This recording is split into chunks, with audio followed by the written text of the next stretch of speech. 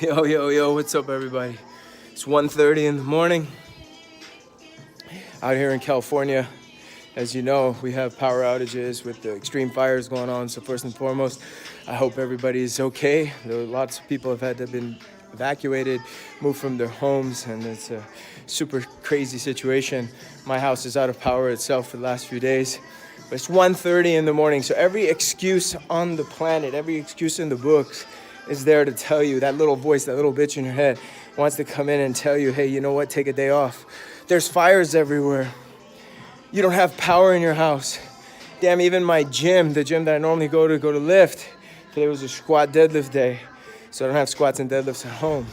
The power's out, so then you look up on the phone. The nearest gym, I go to Anytime Fitness, the nearest gym is 30 miles away, almost a 40-minute drive. So the voice says, you know, it's okay.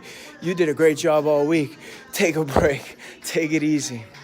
But you got to see that every single time you listen to that voice, you feed that voice. When you feed that voice, the saboteur, that comfort kitty in your mind, it gets stronger, it gets more powerful.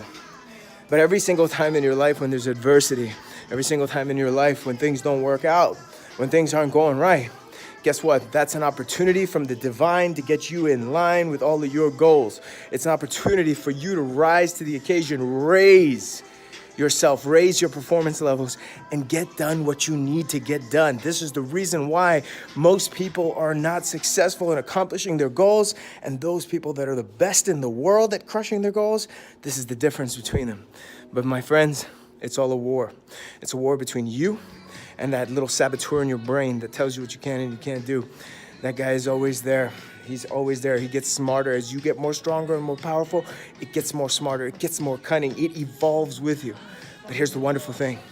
It evolves with you so that when you weaponize your awareness and become more aware of that voice, by practicing stillness, by practicing the art and science of mind boxing, put yourself in the moment to still your mind, still your thoughts, calm the heart, find peace and balance. And when you train that and you train your awareness is your weapon and it's there with you. And then it identifies who is talking in your head. Because the biggest thing to overcoming your own patterns, the person who you think you are and becoming the person who you know you are, who you want to be, who you already are, is the patterns, that voice in your head. But you got to be aware when it's that voice and it's not you. You see what I'm saying? That's the thing. We oftentimes think the voice to be us and we listen to the voice and we go down that rabbit hole, we go down that trap. So it's all about us to train the cerebral assassin. I have an assassin who sits here on my shoulder. His job is to identify every single time that little voice of mine goes off.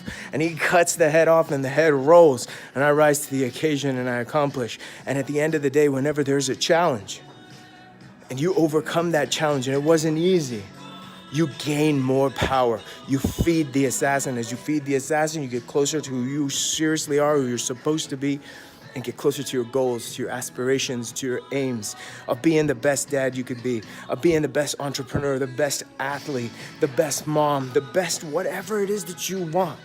But the difference between the best you and the current you is that voice in your head, that weakness that comes up and tells you, oh, you know what? Take it easy. Oh, you know what? You can't do this. Oh, you know what? You're not good enough. Oh, you know what? This is gonna hurt.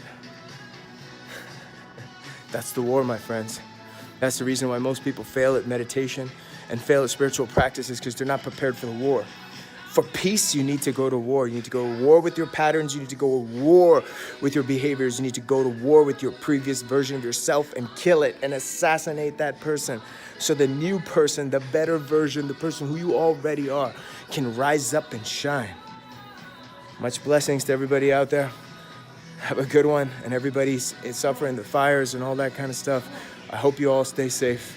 My prayers and feelings are there for you as we're going through some of it, but we're okay. But my heart goes out to everybody out there. So be safe, train hard, hire that cerebral assassin, build it, feed it, sharpen the sword, clean the sword, learn to hone the sword. And then you know what, man?